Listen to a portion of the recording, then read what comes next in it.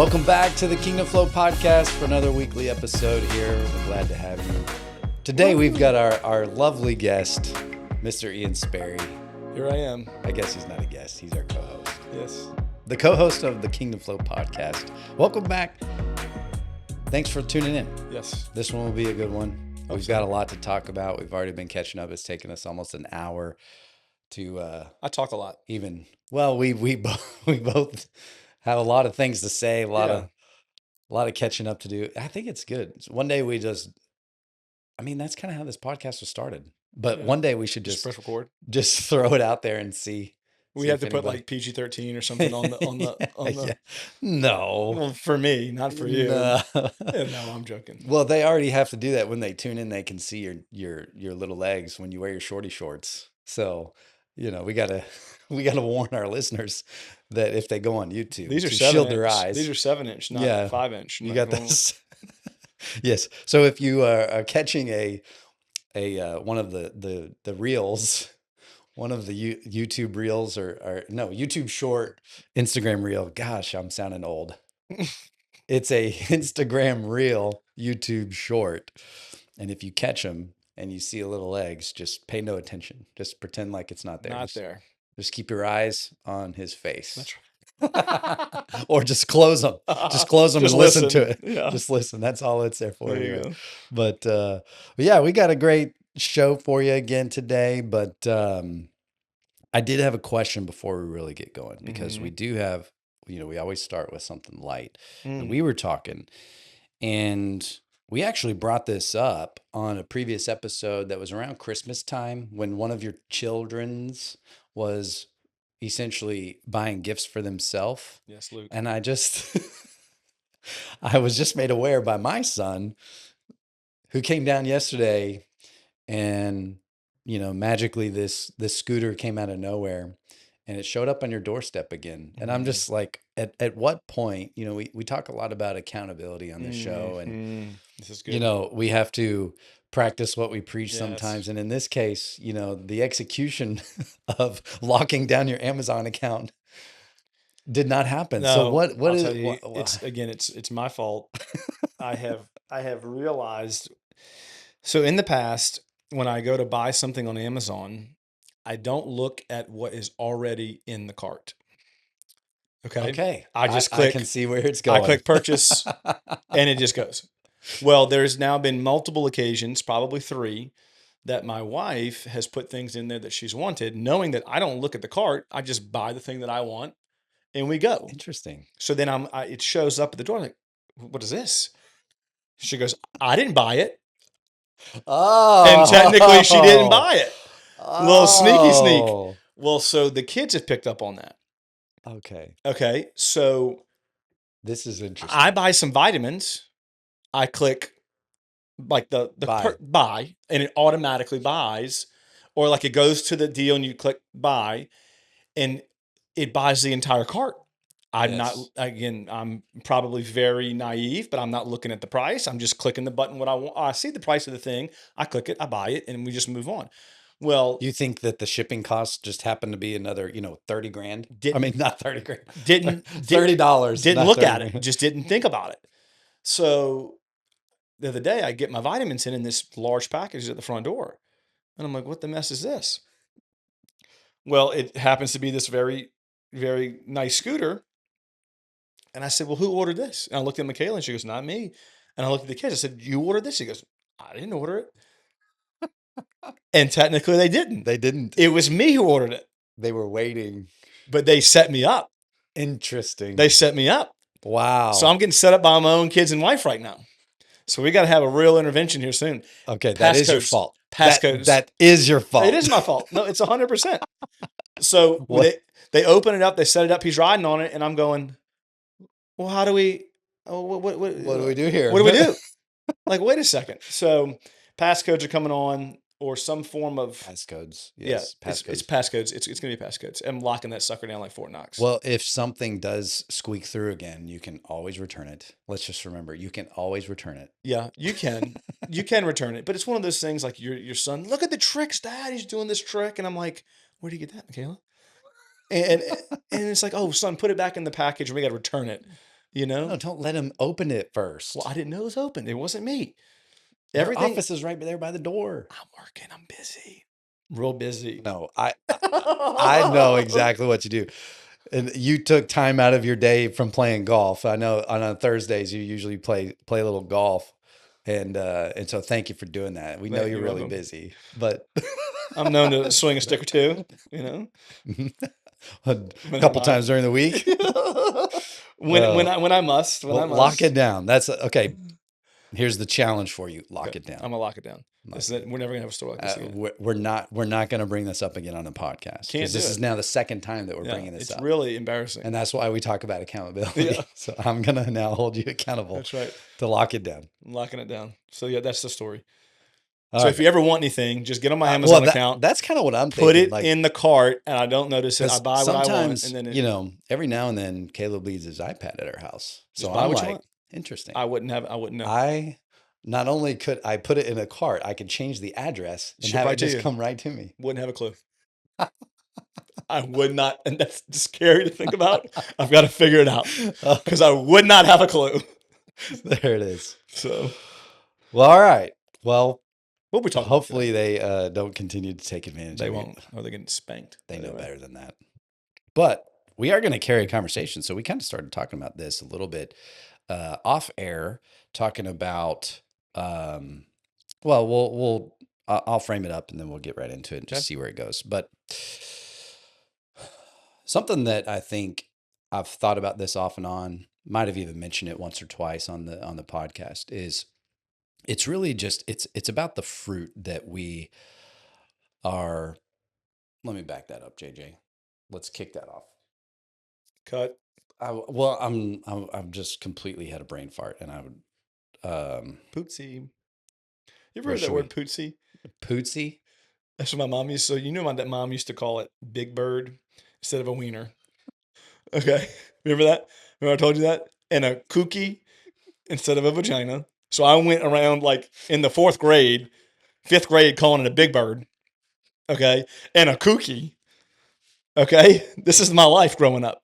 Okay, stinking kooky. Okay, and then and look, I got JJ laughing. And then you know what she used to call a fart? I used to walk around calling it a pootsy. A pootsy. So I had Big Bird, Kooky, and Pootsy. We gotta keep this in here. No, we can't keep this in here. We gotta keep this in here. This is so raw. Well, this it's is so raw.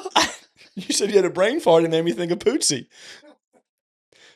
But that's what I had. I don't care. We're keep all that in there, JJ. I was in the 4th grade calling a Big Bird, a Kooky, and a Pootsy for farting. 5th grade. Yeah, that's my problem. That's what I got to tell my therapist. Do you want to know my problem? My mom made me call it Big Bird, Kooky, and Pootsy. I'm glad y'all laughing. That's good. It's my life. It's true. I can't recover from this. This is my life. Pootsy. What are we talking about today? Holy We're talking about smokes. fruit. There we go. We can lead into that. So yes, we're going to talk about fruit in a hard right from the Pootsy and the Big Bird and the cookies. Cookie. Cookies. Yes, no cookies. Not plural. No. Not plural. Just one cookie.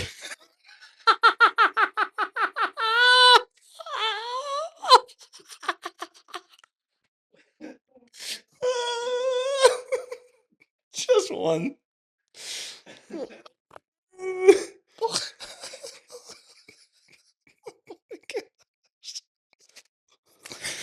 This is like a therapy session. I don't even know what. So tell us how you really felt when you found out that Big Bird and Cookie was a made up name. Did you get made fun of? My whole life. I'm sorry. It's okay. I didn't I've know. walked through this. It's good.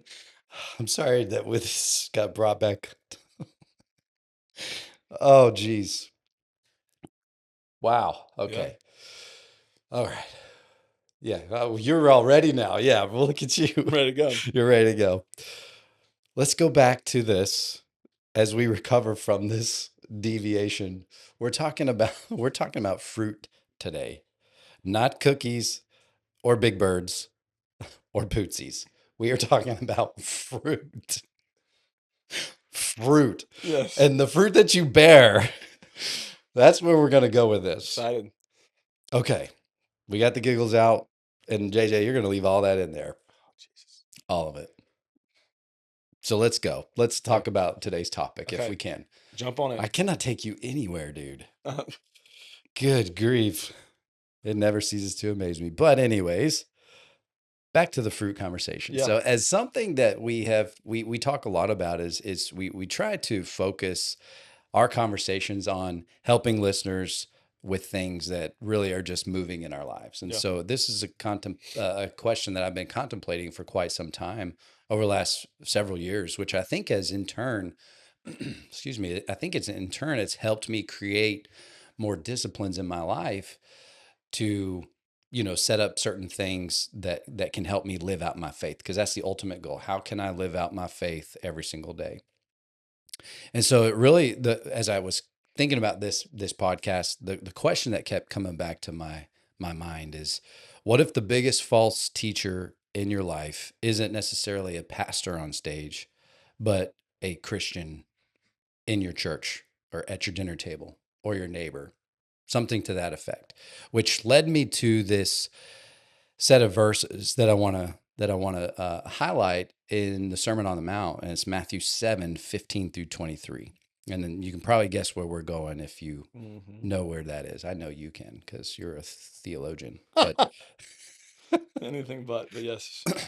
But I do want to read it, and I want to read it in its full context, because if we know what the verses are saying after this initial, I think it'll help really tie this in. So I'm just going to read it. Matthew 7:15-27. Actually, I said that wrong.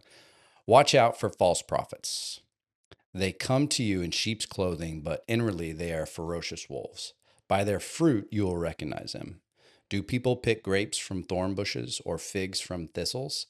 Likewise, every good tree bears good fruit, but a bad tree bears bad fruit. A good tree cannot bear bad fruit, and a bad tree cannot bear good fruit. Every tree that does not bear good fruit is cut down and thrown into the fire. Thus, by their fruit, you will recognize them. Then it goes on to say in verse 21, not everyone who says to me, Lord, Lord, will enter the kingdom of heaven, but only the one who does the will of my Father who is in heaven.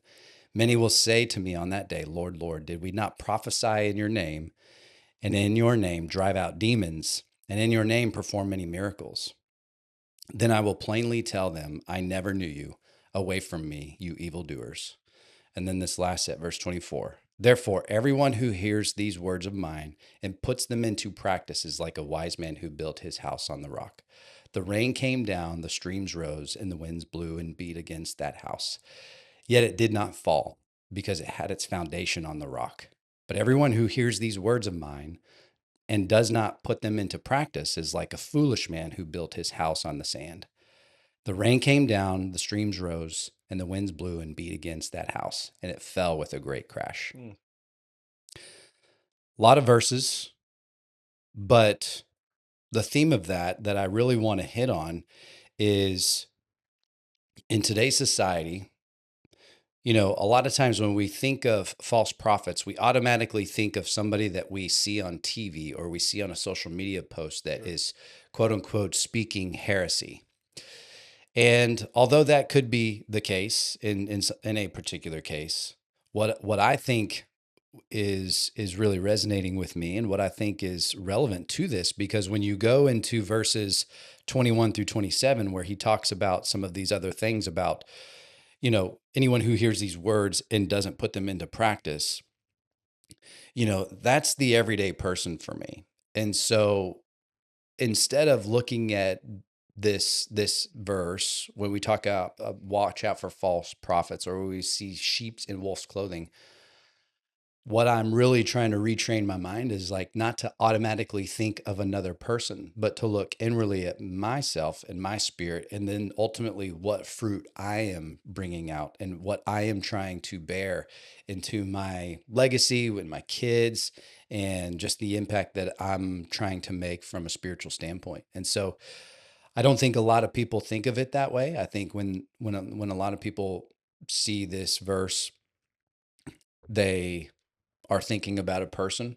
You know, maybe they're not. Maybe I'm making assumptions, but I'll speak for myself. In times past, I would automatically try to associate a celebrity pastor or somebody that you see that is, like I was saying, speaking heresy, or maybe they're just, speaking the prosperity gospel to an extent, and you close your mind off to just this idea that what Jesus is actually talking about in the Sermon on the Mount is he's not actually just talking specifically to the Pharisees and the Sadducees. He's talking about everybody, and making sure that we're ultimately bearing good fruit.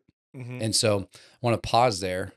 We've been talking for a lot, and we had a slow start today Mm-hmm. because of the giggle Mm-hmm. the giggle fest. But what are your thoughts when you think about this set? I mean, the Sermon on the Mount is packed full of so many Yeah, it's one of the things best. for everybody to really pay attention to. But this is kind of getting towards the end of his sermon, and so what are your thoughts?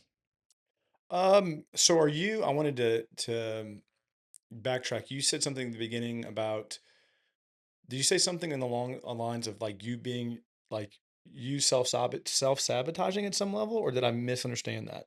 Um, No, not so much self-sabotaging. Okay. What it was more just thinking about when you think of false teachers. Yeah. Yeah. Yep. Yeah, I'm tracking It's you not there. so much about um it's not so much about putting that on somebody else that's in the spotlight. It's about we have false teachers all around us. Like we go to church with false teachers, essentially, because we are all broken people and we're Sure. sinners and Sure. everything Sure. else. Sure. And so, especially for the people that are just kind of showing up on Sunday, and the rest of the week, they're living like hell, and Mm-hmm. and you see the fruit in their lives, and it's just full of these bad decisions, this just continual sin, this habitual Sure. sin that they know is wrong, but they're still choosing to do that. I would consider that person to be a false teacher, and potentially even a wolf in Yeah. sheep's clothing, from what that's saying. So Well, I think it it's challenged me. yeah. It challenged Well, me. are you challenge you to say, are you being Exactly. a wolf? Are you Yes. being something to someone else, right? Are you living up to the standards that God has put in your Exactly. life? Um, I think when Jesus was talking, he was talking specifically. I know he was specifically talking to the Pharisees and Sadducees, but he was talking to the people. I don't disagree with the thought at all. What I've kind of taken from just what you've been saying is, and frankly, I've never really done this. Um, when's the last time you evaluated your own fruit? Right. Right? Yeah. When's the last time that you've evaluated the fruit in your own life? Like if you gave yourself a true, not a grade or scale, but a true picture of the fruit that is being produced in your own life, when's the last time you looked at it? Yeah. Or are you looking always for someone else's fruit? Right. Which I'm not saying is not wrong. I think we need to be aware of other people's fruit, other people's actions, other people's um, motives. I think you can be defined by your fruit. Another way of saying that is getting or being defined by your reputation, Yeah. right? Um, but then you got to sit back and do self-examination and go, what's my reputation? What's my fruit? Yeah. Right? And are we living are this the fruit because we're always producing something, right? Um, I don't. Can the fig tree be on the apple tree? What is it? Or the app, whatever the Yeah. fruit is, Yeah. right? The whole concept is: can a fig be on an apple tree or an apple tree on a fig tree? The answer to that is no. But here's the interesting point to it: the idea is that you can still be you're still producing something. Right. Does that make sense? Right. Yeah. Absolutely. And so you're producing fruit. God has innately put in us to reproduce something, whether it be reproduce physically, reproduce financially. Like it's innate in us to reproduce and to produce something in us. And so we're going to be producing something. But it's really made me think, when's the last time I've asked myself, what kind of fruit am I producing? Yeah. Am I being intentionally or unintentionally a wolf Yeah. or a false prophet or somebody that is leading someone um, leading someone astray or leading someone or trying to produce in someone's life a fig when it should be producing an apple. Does that make sense Yeah. in my thought No, I'm process? tracking. And so I think it's super important to do self examination. In fact, I'm going to do it this week and going, okay, what are what are some things, what are some fruits that I'm producing? Another way to go even a step further, give it to your wife or your friends, your closest friends. What's my reputation? What's the fruits that I'm producing? Yeah. I think of myself and I think of some good fruit that I am producing, but I'm also thinking of some things that even just now that I could be producing that are not, that I need to trim, that I Mhm. need to prune so that real fruit can come forward. Yeah. No, I think I hope that makes sense. it makes sense to me. Okay. I mean, I Well, that's I really all that imagine that it matters. makes sense to other people, but I'm starting to kind of think about too, like that doing this audit on a regular basis would be a good practice to instill in your life. Yeah. Maybe at least maybe once a year, maybe around the start of a new year or something like that, or maybe twice a year, or however you would want to handle it. But, getting consistent feedback based on how you're living your life and what they're seeing, because the reality is like, no, we shouldn't care about what necessarily everybody's opinion is of us, Hmm. but we do need to pay attention to if there is a consistent theme with if there's commonality, like if we go and ask people closest to us for this kind of feedback and there's some consistency between it, and maybe it's not exactly the same, Hmm. we should probably pay attention to that Hmm. and at least pay attention to how we're coming across or what are we really actually bearing. Like what I'm keep coming back to is like as a man, what I tend to gravitate to is what am I leaving behind in terms from a monetarily standpoint, and like it's not just about that, and I think it probably even doesn't carry as much weight from a monetary standpoint as we might think it does when we talk about our legacy, when we talk about Sure. bearing fruit, Hmm. because we all know like, look, even if you had left your kids $1 million or whatever that number is, that seems like a lot of money to most people. It's like, how long is that really going to last them? Sure. You know, because the reality is you could leave them that money, but then if you don't teach them how to steward that, Hmm. then they're just going to spend it all and they're not going to have anything. So Yeah. they're going to wipe that away. So how are you stewarding that kind of life lesson through that process? And so what I really think about too is it's like this isn't just a one-time conversation. Like especially if you have kids, this is why it's really important for you to be spending one-on-one time with each kid, Hmm. because it's an ongoing conversation. It's not just like, hey, one and done. Like there's going to be times throughout their life where, yeah, maybe we need to have a specific conversation to this and then we never have to bring it up again. But the reality is they're kids, they're going to Sure. continue to make mistakes.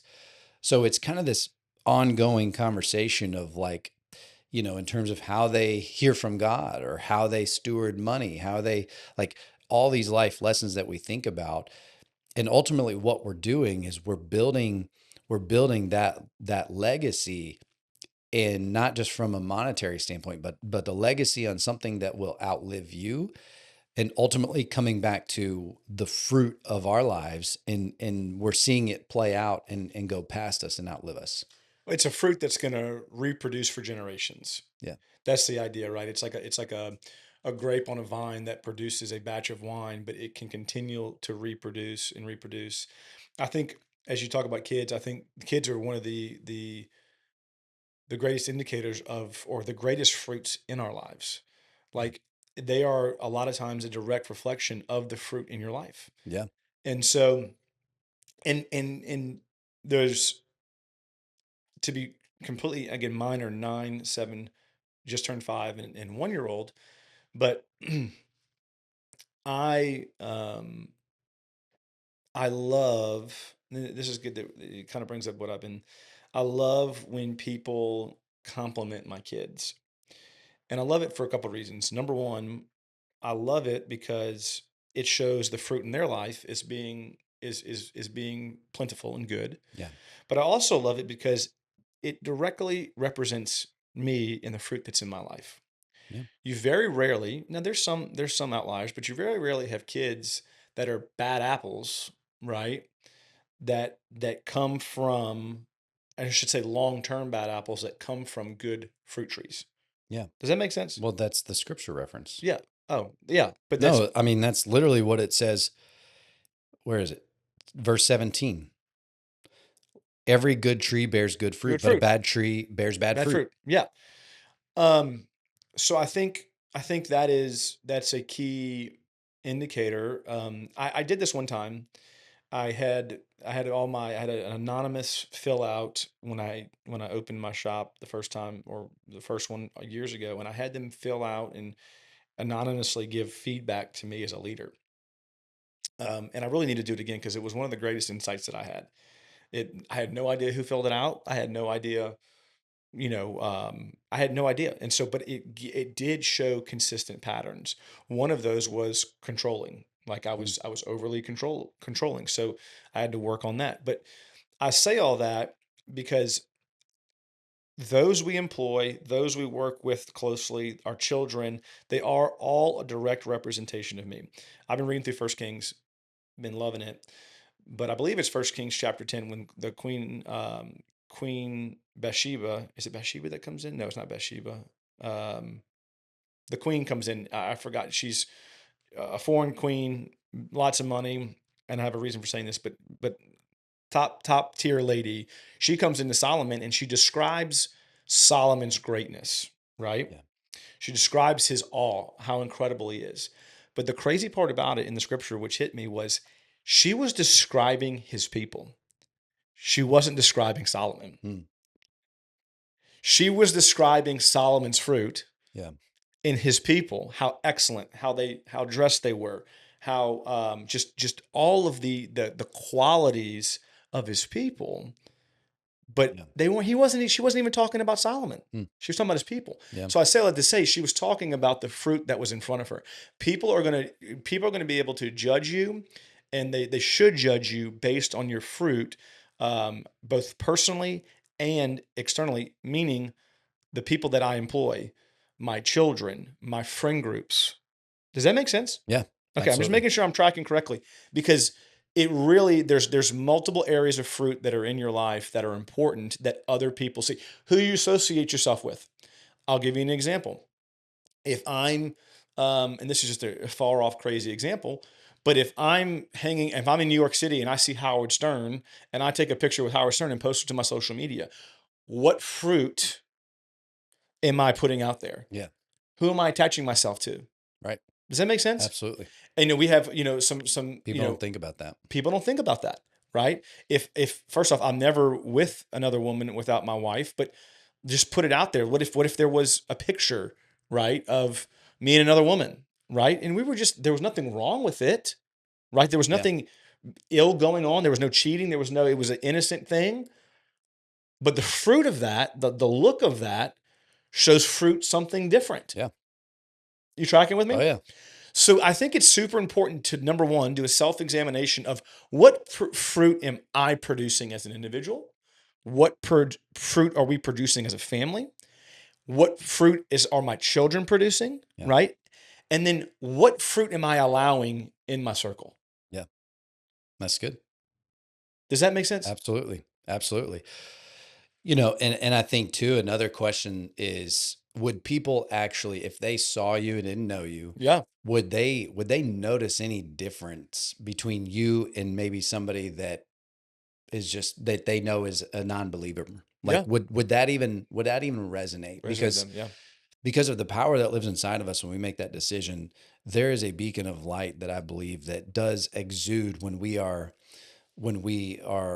full of the fruits of the spirit Sure. inside of us. People can take notice to that, and people take notice when we make hard decisions that kind of go against what culture is saying is okay. hmm Like you just even saying that, to the people that listen to us on this podcast have probably heard us say that before. But if you were talking to somebody off the street that didn't, like, I'm thinking about corporate America even, because that kind of stuff just exists everywhere. It's like, No problem. the Yeah. it's and frankly too, like, even there was a time in my life where it would just be like innocently you walk with somebody of the opposite sex to go get lunch or like go get a sandwich or something, and then you go back to your desk and like even that, I'm thinking about that like little reaction or interaction. If you're in the office and you walk to go get coffee with a female and you're a male, and then you go back, nothing happens. But what if somebody in passing Mm-hmm. saw you? Like, I don't know. I think about that. That's exactly the kind of stuff that I think about. Like, I want to be caught doing the right thing every time. Mm-hmm. Like, I literally just want to be caught doing the right thing every single time. Like we talked about that CEO and his wife, that Yeah. the mistress or Yeah, whoever yeah. and it's like that. Like, culture would never say anything about an innocent interaction like that. But when we set ourselves apart, and that's what it means to be, sanctified and consecrated, is when we're setting ourselves apart from that, we're basically dedicating our life to a holy calling. That's right. My first pastor, Pastor Steve Robinson out of Mandeville, I used to always think he was cuckoo bird, right? And this is a young guy looking at a lead pastor, but he would always travel with another guy or multiple men. Yeah. He would always be checking in with his wife Jennifer when they got somewhere. He would never be seen with another woman. Again, it could be any. I mean, I know to the point where it was even like extended family, because it was so important for him, because if someone in the community saw that, then the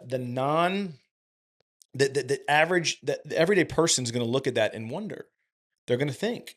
And so again, we're always producing something. Are we producing something that is pure? Are we living? So when he would travel with multiple men, and they would stay in hotel rooms next to him. Yeah. Did he ever cheat on his wife? No, he never cheated on his wife. He never wanted anyone to ever assume that he cheated on his wife, or he never wanted anyone to ever think that that was even a possibility. No, I had so-and-so. It's accountability. He was making sure the fruit in his life was as pure as we can have fruit pure here on earth. Yeah. And that's exactly what you just said, right? That I want to be always caught doing something right. Exactly. And so again, not that we're going to be perfect, but when we are able to self-examine, when we're able to get examination from other people that we trust. I was doing that this morning with our pastor. I was presenting things to him for him to examine, right? Hey, where am I off here? Let's trim some things. Yeah. And I think if we're able to do that, we can truly live a free life. Yeah. Live a peaceful Absolutely. life. Absolutely. Live a free and peaceful. Because look, I know this. You may not be cheating on your wife if you're in the the secular world, but you know the feelings you get when you talk to other women. Yeah. You know them. You Yeah. know them. Yeah. The Right. attention. The attention. Yep. The giggles. Yep. You know what you're doing. And again, it may not be the act of cheating, right? But if we are called to a holy calling, which all of us are, we've got to prune those things out of our life. Absolutely. So that we can produce good fruit. Produce the good fruit. That's great. And I don't think I have anything else to add. We could probably keep talking about it, but at I'll some close point we gotta shut it down. So I'll shut it down. Go ahead. Father, thank you for today. Thank you for your word. Lord, I love the fact that your word truly never returns void. Lord, I just pray that we can self-examine, that we can both self-prune and have other prune areas of our lives to be just more like you, God. Yeah. I've been thinking about the thought of the reflection of my face, God, and that, Lord, I hope when people look at me, they don't see me, but they see you as much as they can. And so, Lord, the only way we can do that is by producing the fruits of the Spirit in our lives. And so, Lord, I just pray that that we begin to do that, so that we can honor you in all that we do. In Jesus' name we pray. Amen. Thanks for listening. We hope that you feel encouraged by today's episode. Help us reach the masses by leaving a review and subscribing to the show. We'll see you next time.